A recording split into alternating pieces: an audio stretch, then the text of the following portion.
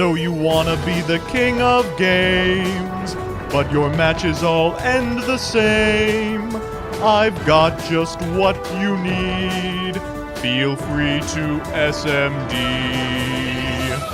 Hey everybody, Joseph Rothschild here, aka MPT, and welcome to another episode of SMD, the quick and dirty place where filthy netdeckers can no-skill their way to the top of the Master Duel ladder.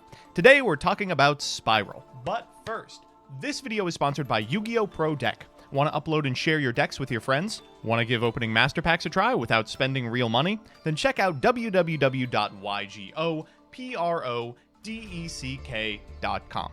Now let's suss out SPYRAL. SPYRAL is an archetype many of you will have no memory of whatsoever, half because you're too new to have experienced the hell that was 2017, and half because you've repressed all memories of that format on the advice of your therapist. And is this quick fix in the room with us right now? SPYRAL was originally a gimmicky archetype that relied on correctly guessing the super type of the top card of your opponent's deck.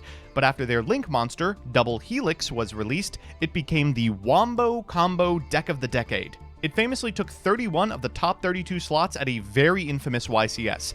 I was actually one of the first people to engineer a U-Link with this deck so early that the Nightmares hadn't even been printed yet. We've completed the extra link. This board is incredibly resilient. Historically, it's been played one of two ways. Firstly, when the Nightmares were released, you could easily set up the aforementioned U-Link. If you control Link monsters pointing all the way from one extra monster zone to the other, you could control both, locking your opponent out of the extra deck entirely at the time. Secondly, when the Dangers were released, you could reliably bin their Reanimation Trap, comboing off with just a little luck. The former setup lost a lot of its luster when Master Rule 5 took effect, allowing Synchro, Xyz, and Fusion summons to the main monster zone, and the latter fell off when the Dangers ended up on the ban list. Both also heavily relied on Firewall Dragon, and his loss killed any interest in SPYRAL stateside. But now, with this strange list amalgamation, there's nothing preventing you from just playing the archetype. I mean, sure, they lost Firewall, his errata just doesn't do enough for the strategy, but in the half-decade since their dominance, they've picked up a pack of new tools. Selene, Parallel Exceed, and Appaloosa fill a lot of the gaps in their playstyle, and the 3 legal chicken game is uniquely positioned to make an impact in this deck, the best representative of Magician's Souls. Realistically, you can make a board that can dumpster any monster combo deck and most back row strategies as well. So with that, let's get into the card by card.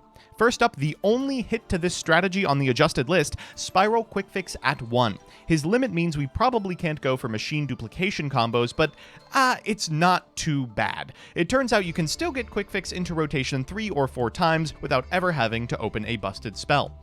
SPYRAL Gear Drone is in here as well, both because it's a 1-star monster and thereby allows you to recycle Quick Fix 1 additional time by overlaying for a princess sprite instead of sending it to the graveyard and allowing it to be banished via its own effect, and it lets you manipulate the top 3 cards of your opponent's deck, which means you no longer have to do any guesswork to see if you know the super type of their top card.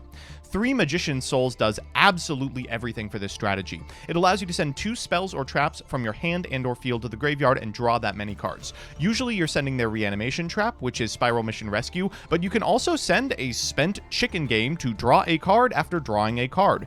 Moreover, to summon this card, you need to send a 6 or higher spellcaster from your deck to the graveyard, and what do you think the type on Master Plan is? It's a great way to get Master Plan into rotation without having to waste your Double Helix, and realistically allows the deck to combo without even touching the broken Link monster.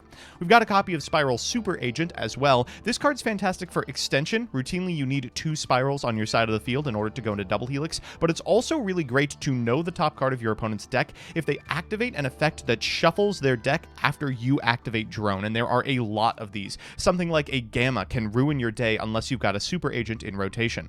We've got a copy of SPYRAL Gear Last Resort, important because it can be picked up off of Quick Fix, but this equips to this card, SPYRAL Sleeper, which can be special summoned by banishing 3 Spirals from your graveyard and can pop 2 cards your opponent controls once per turn. Realistically, he's also supposed to pop one of yours, but if you target himself and he's equipped with this card, then he can't be destroyed anyway. Hilarious! We've got 2 copies of SPYRAL Master Plan, and this card just doesn't have the right text on it. Once per turn, you can add a SPYRAL mission from your deck to your hand, and if it's sent to the graveyard, you get a resort and a Spiral from your deck. The SPYRAL mission effect is not a hard once per turn, so if you bring her back with something like a Selene, or a Monster Reborn, or a Double Helix, or a mission rescue, then you can just keep firing it. We've got 3 copies of Parallel Exceed. This is great for chain blocking, but also great for a number of other reasons. If you don't have a way to start your combo with Master Plan, you can go into Dugaris and bring her back via its reanimation effect. If you do, then you can go into an Apollosa exceptionally early and lock your opponent out of hand traps like Effect Veiler on your Double Helix. We've got for spells a copy of Monster Reborn, triple Upstart Goblin. I want to be playing as few cards in this strategy as possible, but this is probably your flex slot. If you want to be playing hand traps, this and the Forbidden Droplet are the best place to do so. We've got a copy of Terraforming, a copy of 1-for-1, 2 copies of Where Art Thou. This could go to 3, but realistically I can't figure out a scenario where you'd want to resolve more than 1 over the course of 1 turn. Double Foolish Burial Goods, it's a hard once per turn, and we are looking for cards to shave somewhere. Big Red is good both as a starter and an extender, but I really can't justify playing more than 1 in a list this tight. Triple Chicken Game, unfortunately, I know that this doesn't come up in a lot of other decks, and it's a hard UR to justify crafting, but it really is non-negotiable. It's so fantastically good, and the synergy with Magician's Souls is the icing on the cake. Your opponent will never get an opportunity to Chicken Game because you will always have a Resort in rotation. This card prevents your opponent from targeting spirals you control with card effects, so they have to get off their targeted negation early like Infinite Impermanence, and allows you to add a spiral from your deck to your hand. You know, as a soft once per turn. That means if you find multiple copies of Spiral Resort, which is all but guaranteed, you can get additional searches. The only thing you have to remember with this card is at some point you have to use it to search Sleeper, as you have pretty much no other way of getting it into rotation. Assault is a spiral mission that isn't rescue. We have this for scenarios when we have a way to get Quick Fix into our hand and don't want to burn our normal on it. 2 Called by the Grave, Maxi obviously destroys this deck, though if you sniff out your opponent is not on other hand traps, you can deck them out. 3 Forbidden Droplet, 1 Utility Wire. This is just the 4th Spiral Gear. Because you loop Quick Fix so often, this is a great way to get an additional piece of disruption to your hand without ever interacting with your combo in any negative ways. And 3 Spiral Mission Rescue. Its on-field effect doesn't matter, but you can banish it from your graveyard to reborn a Spiral. In the extra deck, we have got 1 Princess Sprite. You just need 1 rank Xyz to go into with Quick Fix and Drone. Historically, this was Recital Starling, and decks would play a single DD Crow for another piece of interaction, something you could still do, but I don't find particularly persuasive. I like the idea that you might actually just draw a card. Lyrilisc Assembled Nightingale and Zeus are in here for when you have to go second. This deck doesn't have a particularly easy way to make Assembled Nightingale, but it can do so, and for that reason, this is your Zeus setup. I think that maybe these cards are cuttable if you want to. A Dugaris is probably not negotiable. Link Haribo is a way to get this Spiral Quick Fix into the graveyard. We've got double Spiral, double Helix, a Nightmare Cerberus, a Phoenix, a Barricade Borg blocker, only important because it discards a card from your hand and is a great way to get a Mission Rescue into the graveyard without committing to anything past a Link 2. Trigate Wizard is your only spell trap destruction. This is really the only thing the deck is weak to is Equalizers. Trigate's the only Omni Negate on your end board. Everything else is monster pops, tucks, or negation. So if you want to stand a chance against, I don't know, the Errant Lightning Storm, this is the card that allows you to do so. 1 Nightmare Unicorn, 1 Selene, can reborn spellcasters, and again, guess what Master Plan is? 1 Apollosa, you can go into this exceptionally early, and 1 Access Code Talker in case you need to OTK. So with that, let's see it in action. Now, seeing Spiral in action is honestly as easy as looking at the opening hand and deciding how far you can go. Our opponent for this game has not drawn any hand traps. They're on Dragon Maid, though they have drawn an Equalizer, and we'll get there in a second. For now, we have a chicken game to resolve.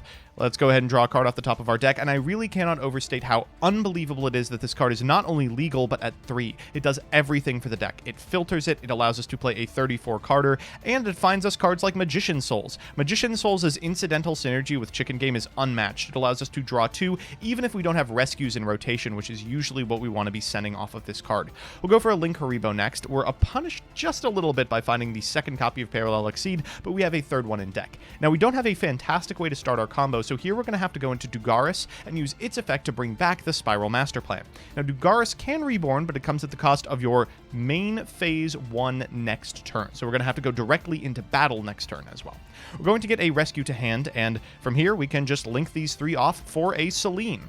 Now, if you are playing against Spiral, this is a fantastic place to interrupt them. Because Selene is mandatory, it has to be Chainlink 1, and Master Plan plan has to be Chain Link 2. If you've got an Ash, here's where you should throw it. We'll go ahead and resolve the effect of the master plan, getting a copy of Drone and a copy of Resort to hand. From here, we will also be able to resolve the effect of Celine, which gets 3 counters. 2 chicken games, ladies and gentlemen. Another reason why this card is just obscene. We'll activate the effect of master plan again, getting another rescue to hand, and now that we've got an 8-card grip, time to start using it. We'll go Resort here, adding a sleeper to hand. I don't want to engineer a scenario in which I forget to add it. That did happen a couple of times on stream. We'll go for a Drone afterwards, looking at the top 3 cards of our opponent's deck, and though it doesn't show it in the replay, unfortunately, we see a monster and 2 equalizers, a Lightning Storm and an Evenly Matched. Now, both of those are cards we can't really plan for. We could go into Cerberus instead of Unicorn at the end of our combo to plan for the Lightning Storm.